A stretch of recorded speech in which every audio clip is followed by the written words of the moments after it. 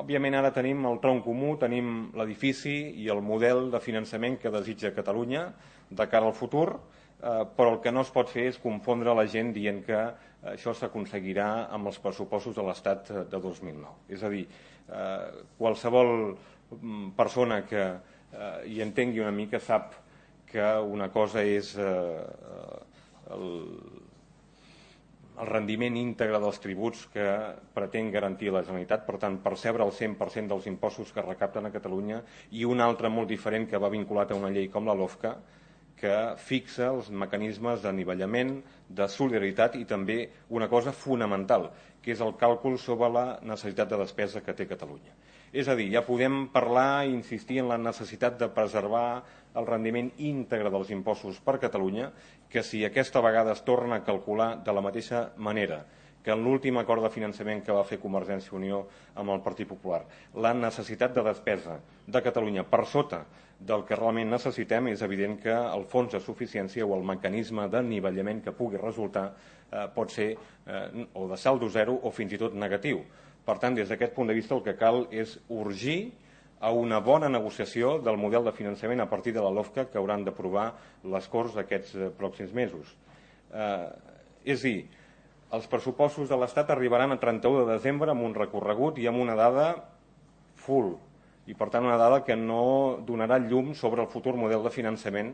perquè pot ser que aquest pressupost s'hagi d'ampliar més endavant amb un suplement de crèdit quan s'hagi arribat a un acord de finançament o s'hagi aprovat la LOFCA. Per tant, el que no es pot fer és falsejar el debat del finançament barrejant-ho tot amb els pressupostos de l'Estat, perquè pot ser que aquest pressupost s'aprovi a 31 de desembre i pràcticament no digui absolutament res de quin haurà de ser el futur model de finançament, perquè l'Estat no té pressa i l'Estat vol continuar negociant previsiblement a partir fins i tot del mes de gener de l'any que ve. Per tant, hem de centrar des d'ara tots els esforços, òbviament, en negociar un bon pressupost per Catalunya. És important també que hi hagi unes bones inversions, però sobretot amb un bon model de finançament que va a banda en bona part d'aquests pressupostos. Per tant, no es pot confondre l'opinió pública anticipant incidents de recorregut d'aquí a pocs dies quan es produeixi alguna votació. No es pot confondre a la gent i encara menys amenaçar amb esquerdar o amb fracturar la unitat si hi ha algun incident de recorregut amb alguna votació en els pressupostos de l'Estat d'aquí a poques setmanes, perquè és evident que una cosa no es pot barrejar amb l'altra i, per tant, des d'aquest punt de vista, nosaltres tenim clar que el treball comú i la unitat assolida al Parlament de Catalunya haurà de continuar a Madrid i haurà de continuar de la mà de tots els partits catalans a Madrid, que hauran de mirar de negociar la futura LOFCA i els mecanismes d'anivellament i de solidaritat i, sobretot,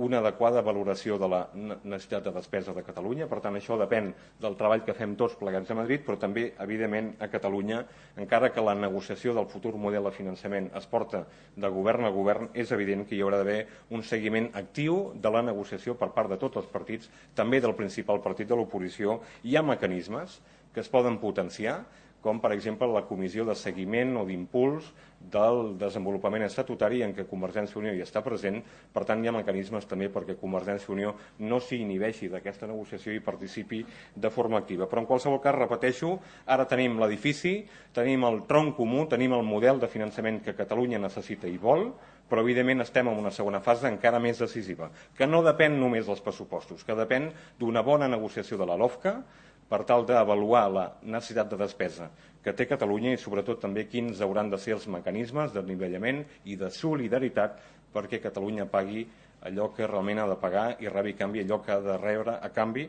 i per tant això vol dir necessàriament que ens hi hem de posar mans a l'obra i per tant no n'hi ha prou en preservar el rendiment dels impostos, sinó que sobretot hem de posar l'accent en el fons de suficiència, en els mecanismes d'anivellament, perquè cobrant tots els impostos ningú no garanteix que, evidentment, aquest fons de suficiència pugui ser del saldo zero o fins i tot negatiu.